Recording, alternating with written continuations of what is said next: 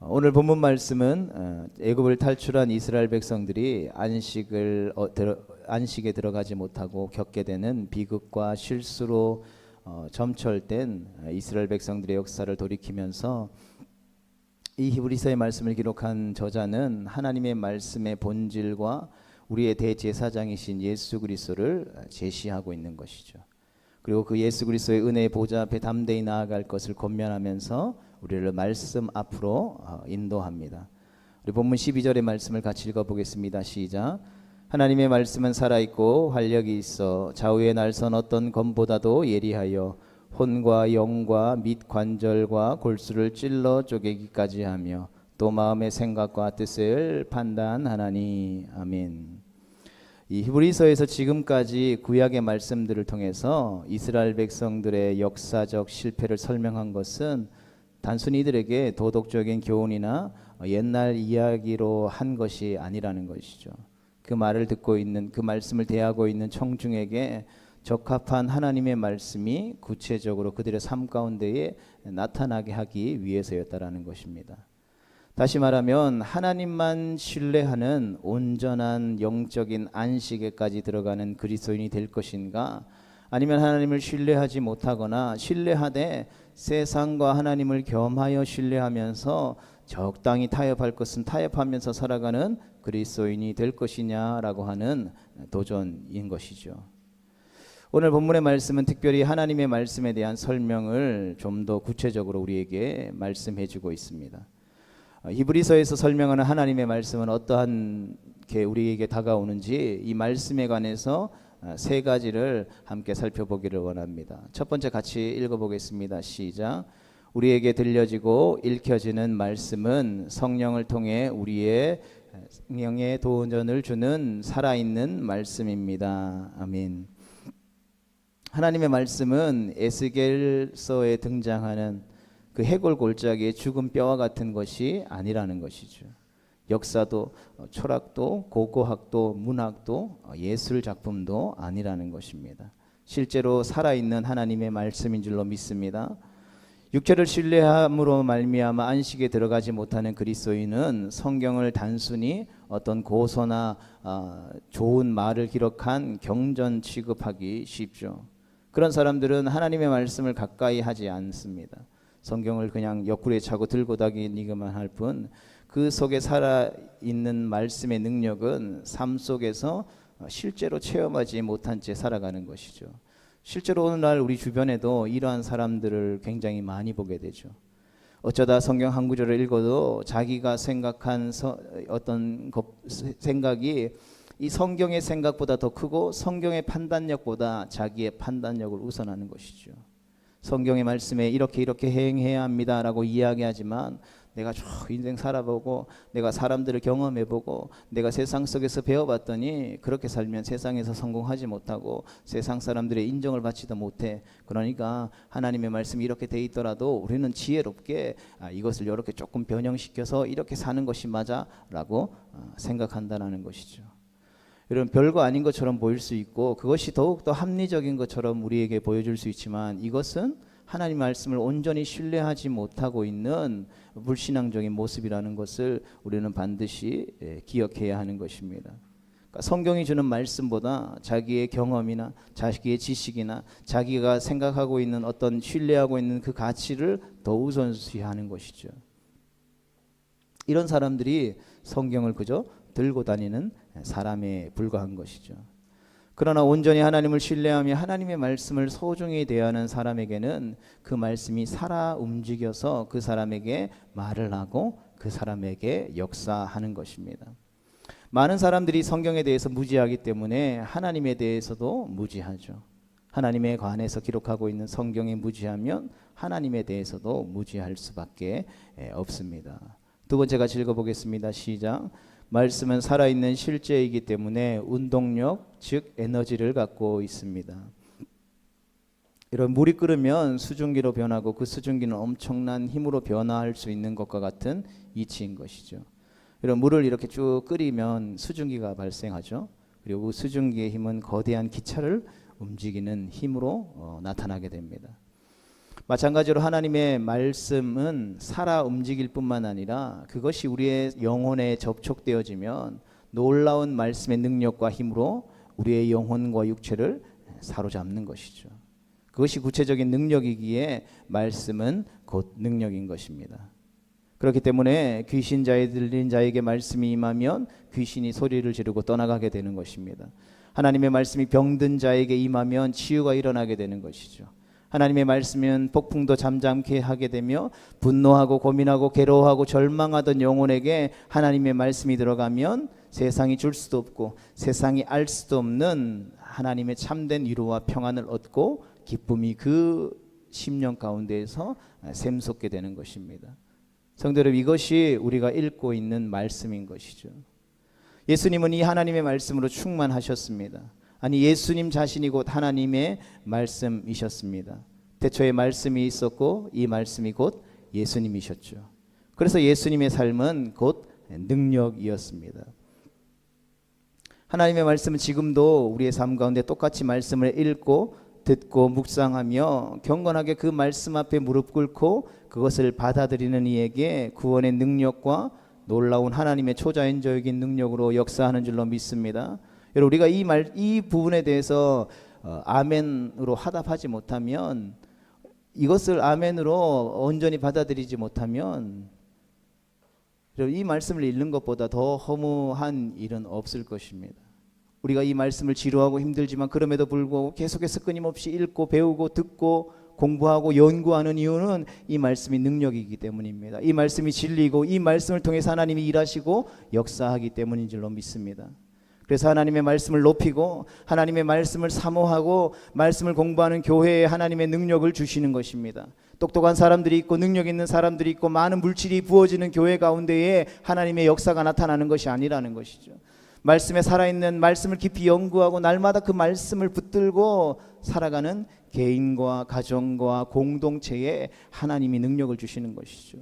세상 가운데 많은 명예와 권력과 힘을 가지고 있다고 해서 그 교회 가운데 하나님이 일하시고 역사하시는 것이 아니라는 것을 우리는 반드시 기억해야 하는 것입니다. 그러하게 교회는 철저하게, 성도는 철저하게 하나님의 말씀을 중심으로 해야 하는 것이죠. 어떠한 직분을 가지고 있다라고 해서 그 직분이 하나님의 말씀을 넘어설 수 없는 것입니다. 우리의 삶의 가장 최상위에는 이 하나님의 말씀이 있어야 되는 것이죠. 그래서 끊임없이 이야기하는 것이죠. 목사가 강단에서 하나님의 말씀을 선포한다라고 하면서 인간이기 때문에, 죄인이기 때문에, 연약하기 때문에 자기의 생각과 세상의 이치와 가치들을 설파하면서 마치 이것이 하나님의 말씀인 양 거짓으로 가르칠 수 있다라는 것이죠. 그때에 우리는 손을 들고 그것이 하나님의 말씀의 진리에 어긋난다라고 이야기할 수 있어야 하는 것이죠. 목사님이 이야기하는 거니까 그냥 덮어놓고, 목사님은 하나님의 종이라고 성경이 이야기하니까 그냥 덮어놓고 무조건 아멘 해야지. 여러분, 그래서는 안 된다라는 것이죠. 오늘날 교회가 무너지고 능력을 잃어버리는 이유가 바로 거기에 있는 것이죠. 하나님의 말씀을 읽지 않습니다. 하나님의 말씀이 살아 역사한다라는 것을 믿지 않죠. 그래서 모든 문제가 생기면 다 목사에게 가지고 오는 것이죠. 목사가 해결해 주기를 바라는 것이죠. 아니요, 목사도 하나의 통로일 뿐인 것이죠. 하나님은 하나님의 말씀을 붙잡고 하나님의 살아있음을 신뢰하는 성도 한 사람 한 사람, 주님의 몸된 교회로 부름받은 우리 한 사람 한 사람을 통해 일하고 역사하는 것이죠. 그럼 그 하나님의 일하심의 역사 가운데에 목사라고 하는 직분은, 권사라고 하는 직분은, 장로라고 하는 직분, 집사라고 하는 직분은 하나의 통로일 뿐이라는 것이죠. 그러하게 우리가 어떤 능력이 있는 것이 아니라 그 통로가 해야 될 역할은, 우리가 물을 마실 때에 그 물을 마실 수 있는 수돗물이 해야 되는 역할, 통로 배관이 해야 되는 역할이 무엇입니까? 깨끗한 물이 시작되어졌을 때에 그 물을 마시는 사람에게 그 깨끗한 물이 끝까지 깨끗하게 도달할 수 있도록 자신을 정결하게 하는 것을 해야 되는 것이죠. 그리고 하나님의 말씀의 능력을 신뢰할 수 있기를 주님의 이름으로 축복합니다. 세 번째 같이 읽겠습니다. 시작. 하나님의 말씀은 좌우에 날선 예리한 검과 같습니다. 아멘. 검과 같은 말씀은 두 가지의 일을 하죠. 첫 번째 같이 읽어보겠습니다. 시작. 우리의 혼과 영과 관절과 골수를 찔러 쪼갭니다. 아멘. 이것들은 분리하는 힘을 갖는다라는 것입니다. 여러분, 구약시대 하나님께 제사를 드릴 때 제사장들이 예리한 날을 가진 칼을 가지고 그 하나님 앞에 올려드리기 위해 가지고 왔던 짐승들, 제물들의 각을 떴죠. 그렇게 해서 하나님께 바치어질 것과 하나님 앞에 버릴 것을 철저하게 구분했다라는 것입니다. 이와 마찬가지로 하나님의 말씀이 우리 안에 들어오면 우리의 영과 혼과 관절과 골수를 찔러 쪼개어 구분하고 분리하는 것이죠. 그러나 하나님의 말씀이 없을 때에는 우리는 마귀가 우리 안에 사단이 뒤섞여 역사하는 것이죠. 어떤 것이 나인지 어떤 것이 사단의 역사인지조차 구분하지 못하는 것입니다. 그래서 교회 안에서도 하나님의 말씀이 없는 이들이 이 사단의 생각에 사로잡혀서 마치 하나님의 이름을 빌어서 하나님의 일인 것 마냥 하나님의 교회 안에서 막 영향력들을 발휘하면서 일하죠. 그러나 그 안에 하나님의 말씀이 없으면 얼마 지나지 않아 그것은 모래 위에 지은 집처럼 무너질 수밖에 없는 것이죠. 무엇이 육적인 것인지 무엇이 영적인 것인지 구분되지 않는 것입니다. 그래서 예배도 기도도 신앙생활도 결국 방황하게 되는 것이죠. 그저 적당히 믿고 적당히 와서 적당히 봉사하고 세상 살아갑니다. 그래서 우리의 인생이 힘든 것이죠. 모든 것이 혼란스럽고 늘 갈등에 휩싸이게 되는 것이죠. 그러나 우리 속에 하나님의 말씀이 들어오게 되면 주님의 몸된 교회라는 공동체 안에 하나님의 말씀이 권위 있게 서게 된다면 구분할 수 있게 되는 것이죠. 하나님의 것과 세상의 것과 땅의 것과 하늘의 것을 철저하게 구분할 수 있어지게 되는 것입니다. 여러분, 구분할 수 있어야 버릴 것과 챙겨 놓을 것, 또 보관해야 될 것과 빨리 쓸 것과 나중에 쓸 것을 정리할 수 있어. 그 정리할 수 있어야만 예수님을 바르게 믿을 수 있게 되는 것입니다. 많은 사람들이 예수님을 믿는다라고 하면서 육신적인 말과 행동들을 하면서도 그것이 도대체 무슨 말인지 구분할 수 없어서 결국은 후회하며 땅을 칠 때가 많죠. 왜 그렇습니까? 그 속에 하나님의 말씀이 없기 때문이죠. 여러분, 이러한 상황은 영적인 것이기에 우리의 힘으로 결코 해결할 수 없는 것입니다. 여러분, 교회 안에 어떤 일어나는 일들은 모든 것이 다 영적인 것이죠. 영이신 하나님의 집이기 때문에 그러하기에 우리는 늘 깨어서 분별할 수 있는 거예요. 무엇이 하나님이 기뻐하시는 뜻인지 늘 깨어기 있어야 되는 것이죠. 그래서 살아있는 예배를 하나님 앞에 돌려드리지 않으면 오늘도 우리 예배 가운데 하나님이 살아 역사하셔서 말씀하신다라는 그 신뢰와 믿음이 없으면 우리는 그 짧은 찰나의 순간에 육신적인 것을 취하고 육신적인 것을 붙들고 육신적인 것을 행할 수밖에 없다라는 것이죠. 우리의 싸움이 결코 혈과 육에 속한 것이 아니기 때문에 하나님의 생명이 살아있는 하나님의 말씀이 우리에 들어야만 매여 있었던 것들이 구분되어지고 모든 것이 온전히 구분되어질 수 있고 분별되어질 때에 우리는 이겨낼 수 있고 승리할 수 있게 되어지는 것입니다. 이것이 바로 하나님의 말씀이 가진 능력인 것이죠. 두 번째 같이 읽어보겠습니다. 시작. 우리의 마음과 색감을 깨뜨려 보게 합니다. 아멘. 하나님의 말씀 앞에서 숨길 수 있는 것은 아무것도 없습니다. 하나님의 말씀이 임하면 모든 것이 백일하에 드러나게 되는 것이죠. 우리가 때때로 예배를 드리거나 말씀을 듣고 난 후에 그런 생각을 할 때가 있죠. 오늘 설교는 꼭 나에게 하는 이야기인 것 같다. 목사님이 내 사정과 내 이야기를 어떻게 하시고 그런 말씀을 하셨을까? 막 쪽집게로 콕 집은 것처럼 딱딱 들어 맞는 것 같아라고 생각할 때가 있죠. 그럼 제가 쪽집게겠습니까? 그래서 그렇겠습니까? 목회자가 성도들의 사정을 어떻게 세세히 다 알 수 있겠습니까? 20년, 30년, 40년 전에는 옆집에 동네에 누구 집에 젓가락이 몇 개 있는 것까지 다 알던 시대라고 하지만 요즘은 그런 시대가 아니잖아요. 어떤 생각을 하고 살아가는지 어떤 사람들을 만나는지 모릅니다. 어떤 사람은 누가 내 이야기 한 거 아니야? 생각할 수도 있겠죠. 우리가 그런 신앙생활 하면서 그런 오해할 수도 있죠. 그러나 그런 오해에서 벗어날 수 있기를 축복합니다. 그렇다면 왜 그런 생각이 드는 것일까요? 그것은 바로 우리의 마음과 생각과 뜻을 감찰하시는 하나님의 말씀이 선포되어질 때에 그 말씀이 그냥 문자로 우리에게 선포되어지는 것이 아니라 살아 역사에서 그 말씀 앞에 모든 것이 다 드러나기 때문에 바로 그런 생각이 든다라는 것이죠. 그렇기 때문에 말씀 앞에 아무것도 숨길 수 없다라는 것을 기억할 수 있기를 주님의 이름으로 축복합니다. 마찬가지로 우리가 말씀 앞에 설 때에 우리의 죄성이 하나도 감춤없이 드러나게 되는 것이 그러하기에 은혜요. 그것이 바로 살아계신 하나님의 말씀의 능력인 것이죠. 그래서 우리가 예배드리고 말씀을 드릴 때 은혜 받았습니다라고 이야기할 때에 그 은혜 받았습니다라는 말에는 그냥 단순히 내 기분이 좋았습니다, 내가 고민이 있었는데 이게 딱 해결됐습니다. 그래서 은혜 받았다라는 것이 아니고요. 철저하게 우리 안에 있는 하나님으로부터 오지 않는 그 죄의 본성들이 그 말씀을 통해서 밝히 드러났을 때에, 때로는 내 마음이 아프고 고통 가운데 있고 슬픔에 잠기지만 그럼에도 불구하고 그 죄가 드러나서 밝히 말씀으로 드러남으로 말미암아 그 죄 안에 더 이상 우리가 얽매이지 않고 그 죄로부터 자유할 수 있기 때문에 그것이 바로 우리에게 은혜가 되어지는 것입니다. 히브리서 4장 13절은 이러한 상황을 벌거벗은 것 같이 드러난다라고 표현하고 있는 것이죠. 여러분, 하나님의 말씀 앞에 서는 우리의 모습이 바로 이와 같다라는 것입니다. 때로는 우리가 벌거벗었다라고 이야기하면 창피하고 수치할 수 있겠지만 하나님의 말씀 앞에 우리의 모든 것이 감출 것 없이 낱낱이 드러난다라는 것이 얼마나 좋은 것인지 모르겠습니다. 마치 우리가 어떤 아픈 부분들을 치료하기 위해서 병원에 가서 의사의 수술대 위에서 우리가 발가벗겨지는 것이 누가 그 상황을 수치스럽다고 생각하겠습니까? 너무나도 감사한 일이죠. 내 연약한 부분들이 밝히 드러나서 수술이라는 과정들을 통하여서 그것들을 드러내고 고치고 회복돼서 더 건강한 모습으로 우리가 회복되어질 수 있다면 그 의사 수술대 위에서 우리가 발가벗겨지는 게 무슨 수치고 무슨 창피겠습니까? 회복되어서 건강하고 우리의 문제들을 해결할 수 있다면 수십 번 수백 번이라도 벌거벗을 수 있는 것이 바로 우리의 모습이라는 것입니다. 성대로 하나님의 말씀은 살아있는 능력이요 예리한 쌍날을 가진 칼과 같이 우리의 혼과 영과 및 관절과 골수를 찔러 쪼개고 우리의 마음과 생각과 뜻과 비밀스러운 것과 감추어진 것을 전부 다 드러내버리는 것입니다. 이 얼마나 무섭고 두렵고 떨리는 역사입니까?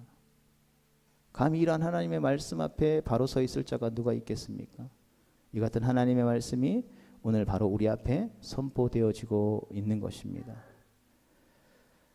계속해서 본문 14절의 말씀은 우리를 말씀에서 예수 그리스도에게로 시선을 옮겨주고 있습니다. 14절의 말씀을 같이 읽어보겠습니다. 시작.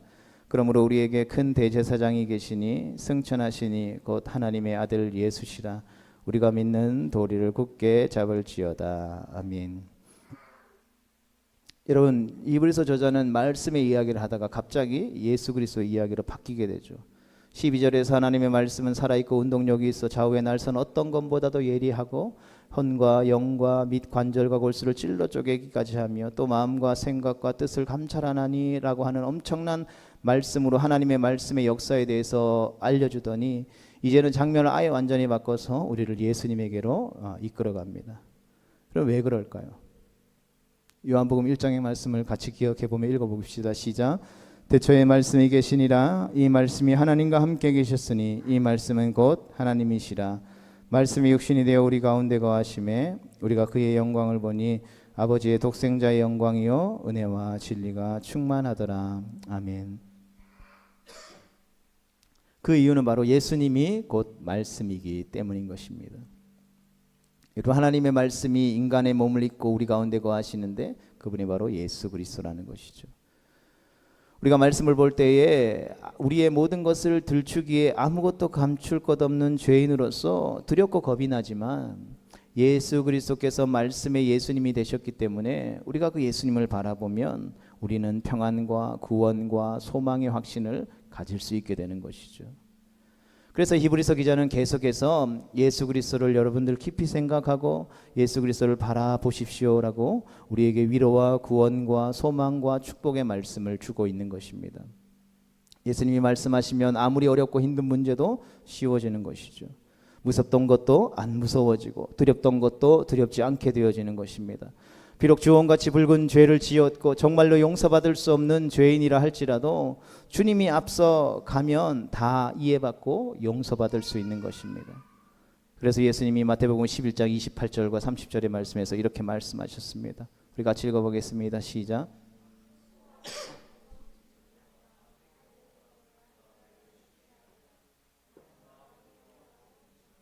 나의 멍에를 메고 내게 배우라.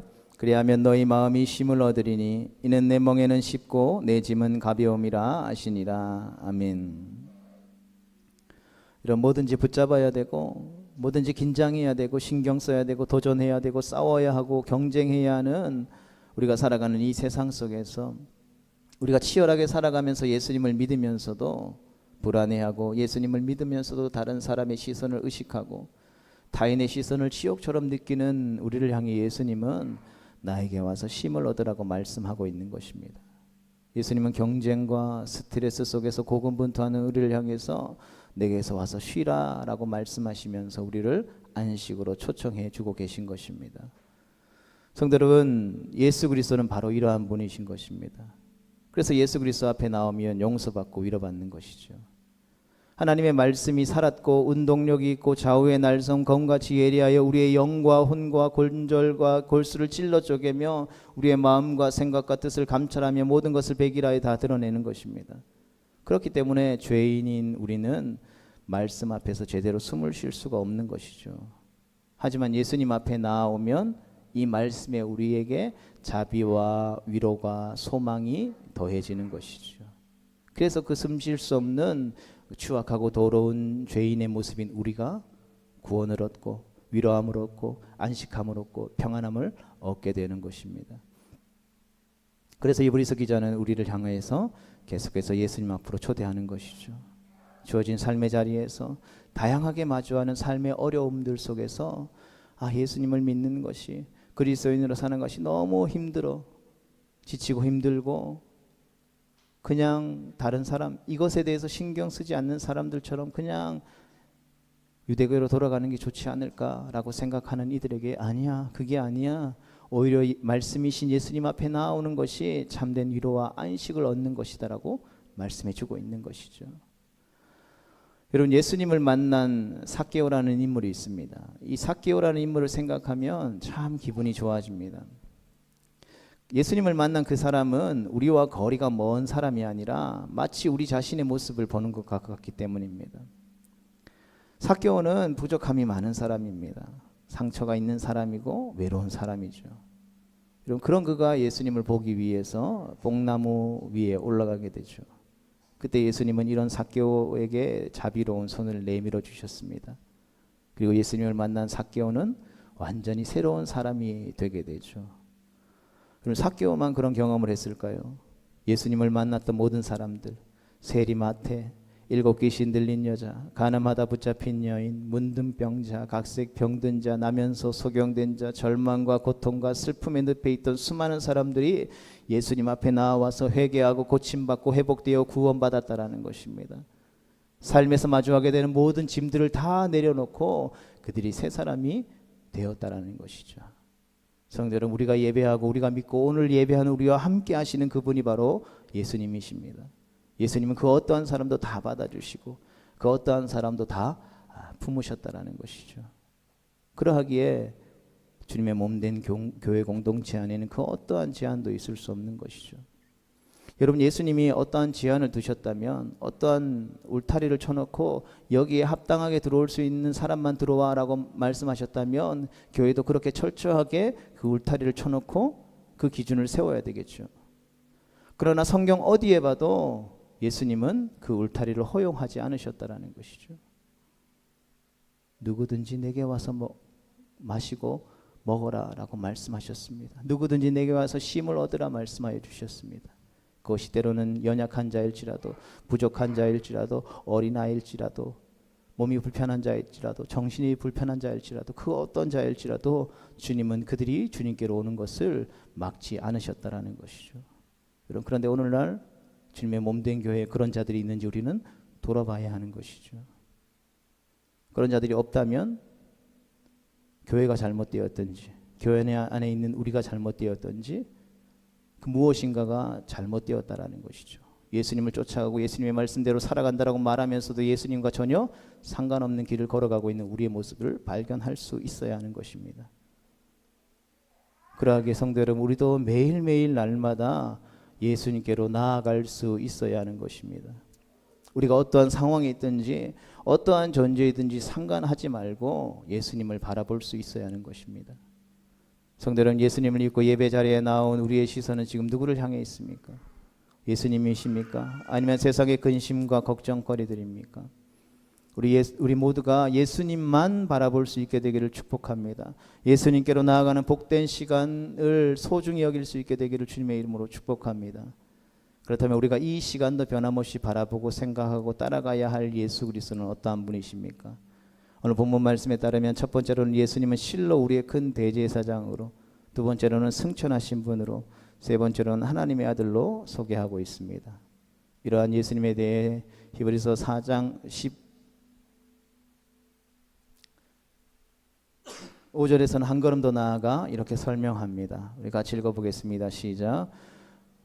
우리에게 있는 대제사장은 우리의 연약함을 동정하지 못하실 이가 아니요 모든 일에 우리와 똑같이 시험을 받으시니로되 죄는 없으시니라. 아멘. 우리는 동병상련이라는 말을 곧잘 사용하죠. 같은 처지에 있는 사람, 또 그 사람의 마음을 잘 헤아릴 수 있다라는 말입니다. 여러분, 그 부자가 가난한 자의 심정을, 건강한 자가 아픈 자의 마음을, 또 배운 자가 못 배운 자의 서름을 아는 것이 쉽지 않다라는 뜻이죠. 직접 경험해 보지 못한다라면 결코 그 고충을 이해하기 어렵다라는 것입니다. 사람들은 때때로 예수님에 대해서 이런 질문을 하곤 하죠. 예수님은 하나님의 아들이신데 나를 알기나 할까? 신이신 그분이 인간인 나의 열등의식, 피해의식, 불안, 초조, 연약함, 절망감, 혼란스러움이나 속물 분석을 아실까? 예수님은 모르실 거야. 이런 생각 때문에 예수님과 동질감을 느끼기는커녕 그냥 멀게만 느껴지는 그냥 하나의 신으로만 생각할 때가 있죠. 실제로 많은 사람들이 예수님에 대해서 그렇게 생각하고 믿을 때가 많다라는 것이죠. 그래서 예수님이 우리 아버지야 라고 하면 멀리 계신 말 한마디 걸 수 없는 가부장적인 그런 아버지의 모습만 생각할 때가 있다라는 것이죠. 그러나 예수님은 우리와 같은 인간이 되심으로써 우리의 모든 것을 체휼하셨기 때문에 우리의 상황, 우리의 형편, 우리의 감정들을 다 알고 이해할 수 있는 분이시다라고 성경이 우리에게 분명히 증언하고 있다라는 것이죠. 뿐만 아니라 그분이 가장 낮고 천한 피조물의 모습으로 이 땅 가운데 오셔서 십자가까지 지셨다라는 것이죠. 그렇기 때문에 우리 인간을 너무나도 잘 아시는 분이시다라는 것이죠. 인간이 가진 절망, 고통, 배고픔, 피로를 다 아시는 것이죠. 인간이 겪은 배신, 매맞음, 고문, 억울함, 죽음 등도 잘 알고 계시다라는 것입니다. 왜냐하면 그것이 바로 예수님이 사셨던 예수님의 삶이었기 때문이죠. 이런 예수님처럼 억울하게 죽으며 예수님처럼 누추한 곳에서 태어난 사람이 어디 있었겠습니까? 예수님이 이 땅에 오셔서 살다 가신 것이 바로 우리를 위해서라는 것입니다. 예수님은 짧은 33년이라는 생을 사셨는데 그 짧은 생애 동안에도 인간이 겪을 수 있는 모든 것들을 다 친히 겪으셨다라는 것이죠. 그래서 그 주님은 우리의 모든 것을 다 아신다라는 것이죠. 하나님 우리를 창조하셨기 때문에 창조주로서 우리를 아는 것을 넘어서서 우리와 같은 삶을 사셨기 때문에 주님은 단호하게 내가 너희를 잘 안다라고 말씀하시는 것입니다. 나도 네가 겪고 있는 그 고통을 안다. 나도 네가 겪었던 그 아픔을 안다라고 말씀하고 있는 것이죠. 그럼 예수님께서 오죽하면 땀이 피가 되도록 기도하셨겠습니까? 여러분 얼마나 예수님께서 괴로우셨으면 심한 통곡을 하셨겠습니까? 히브리서 5장 7절의 말씀을 같이 봅니다. 시작. 그는 육체에 계실 때에 자기를 죽음에서 능히 구원하실 이에게 심한 통곡과 눈물로 간구와 소원을 올렸고 그의 경건하심으로 말미암아 들으심을 얻었느니라. 아멘. 예수님 우리를 너무나 사랑하셔서 우리를 구원하시기 위해서 우리가 상상할 수조차 없는 경험을 경험하신 분이라는 것입니다. 그러나 그분과 우리가 다른 점이 있죠. 그래서 바로 그분은 죄가 없으시다라는 것입니다. 우리는 죄인으로서 아는 것뿐이고 그분은 죄가 없는 분으로서 죄 지은 인간보다도 더 깊이 인간의 실존에 이해하시는 분이시라는 것이죠. 그렇기 때문에 누구든지 예수님 앞에 나오기만 하면 은혜 받고 위로받고 치료받고 회복되어 용서함 받아 새 사람이 되어지는 것입니다. 우리 또한 예수님께로 나아가 주님이 우리에게 허락하시는 그 새 옷을 입게 되어질 수 있기를 주님의 이름으로 축복합니다. 이제 오늘 본문 말씀은 결론적으로 우리에게 두 가지를 권면하고 있습니다. 첫 번째 읽어보겠습니다. 시작. 그러므로 우리에게 큰 대제사장이 있으니 승천하시는 이 곧 하나님 아들 예수시라. 우리가 믿는 도리를 굳게 잡을 것이니라. 아멘. 의심하지 말라, 뒤돌아보지 말라, 주저하지 말라. 내가 믿음으로 결정한 예수를 굳게 붙잡아라. 의심이 와도, 환경이 우리를 고통스럽게 만들지라도, 세상이 우리를 굳게 괴롭게 하여도 우리가 믿기로 한 예수님을 굳게 붙잡으라는 것입니다. 우리가 신앙을 고백한 예수님을 굳게 붙잡으라는 말인 것이죠. 예수님을 굳게 붙잡는 이 시간 되어질 수 있기를 주님의 이름으로 축복합니다. 두 번째 읽어보겠습니다. 시작. 그러므로 우리는 긍휼하심을 받고 때를 따라 돕는 은혜를 입기 위하여 은혜의 보좌 앞에 담대히 나아갈 것이니라. 아멘. 첫 번째 권면이 굳게 잡으라는 것이었다면 두 번째 권면은 담대히 나아가라는 것이죠. 은혜의 보좌라고 하는 것은 주님이 우리를 위해 만들어 놓으신 것으로서 하나님 보좌에 있는 것이며 하나님의 존전에 있는 것입니다. 이 하나님의 은혜의 보좌는 하나님의 통치와 보호와 자비하심과 은총을 상징합니다. 하나님의 은혜의 보좌에는 누구든지 나아갈 수 있는 것이죠. 예수님을 믿기만 하면 어떤 죄인이라도 들어올 수 있는 것이며 예수 그리스도의 이름으로 누구든지 용서받을 수 있는 곳입니다. 예수님이 십자가에서 피 흘려 돌아가신 것이 바로 이 일을 예비하기 위함인 것입니다. 하나님의 은혜의 보좌 앞에서는 누구든지 새로워지고 거듭나고 성령의 인치심을 받게 되는 것이죠. 그리고 은혜의 보좌 앞에서 주시는 하나님의 은혜는 가장 필요한 때에 도와주시는 은혜인 것이죠. 그것이 바로 때를 따라 돕는 은혜인 것입니다. 주님은 우리에게 오늘도 초청하고 계십니다. 지금 바로 이 은혜의 보좌 앞에 나아갈 수 있더라고. 그러하기에 오늘도 우리와 함께 하시는 그 성령 하나님의 도우심을 받아 이 은혜의 보좌 앞에 담대히 나아갈 수 있게 되기를 주님의 이름으로 축복합니다. 우리의 어떤 삶의 환경과 형편과 상황도 그 예수님 앞에 나아가는 것을 막을 수 없습니다. 주저하지 마십시오. 주저할수록 손해인 것이죠. 그러하기에 주님이 우리에게 말씀하실 때에 그 운동력으로 우리에게 에너지를 주실 때에 결단하고 돌이켜서 주님께로 나아가야 하는 것입니다. 왜냐하면 우리 하나님이 우리를 위해 은혜의 보좌를 준비해 놓으셨기 때문인 것이죠. 그러하기에 담대히 나아가라는 말은 머뭇머뭇하거나 주저하지 말라라는 말입니다. 두 번 생각하지 말고 들은 말씀을 그대로 순종하라라는 말인 것이죠. 사랑하는 성도 여러분, 이 시간 이 자리에 나온 여러분들 오늘 주신 말씀들을 기억하면서 우리가 주저하지 않고 우리 예수 그리스도를 붙잡고 주저하지 않고 담대히 주님께서 계신 그 은혜의 보좌 가운데로 나아갈 때에 주님은 우리를 늘 영접해 주시고 우리를 치료해 주시고 우리를 고쳐주시고 회복시키시고 온전케 하실 뿐만 아니라 우리 가운데 용기를 주시고 힘을 주시고 능력을 주셔서 우리가 마주한 그 상황을 돌파케 하시고 주님이 주시는 참된 안식과 기쁨을 누리게 하실 것입니다.